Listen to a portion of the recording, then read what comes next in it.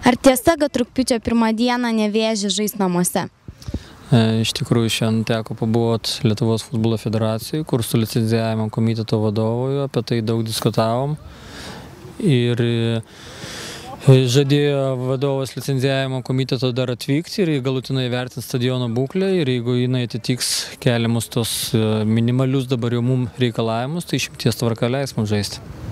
Ar kviesite kėdainiečius atvykti pažiūrėti varžybų? Taip, labai kviečiu visus, kas tik tai myli tą sporto šaką, futbolą, atvykti, pažiūrėti šiek tiek vėl pasikeitusi Nevėžį, nes keletą žaidėjų naujų turime, taip kad visus kviečiu atvykti, palaikyti, pasirgti už Kėdainių miesto komandą Nevėžį.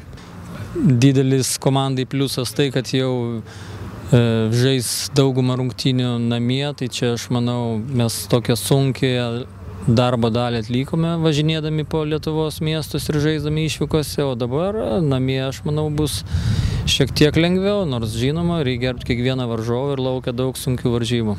O kaip yra vertinamas naujasis būsimas stadionas? Laukiam, kol bus įvykdyti galutiniai darbai ir iš tikrųjų labai džiaugsimės, kai galėsim užlipti ant naujos stadiono vejos, ko laukia visa komanda ir matomai tikrai daug Kėdainių futbolo gerbėjų. Taip kad labai laukiam, kada bus galima žaisti naujame stadione. Plungiškis LT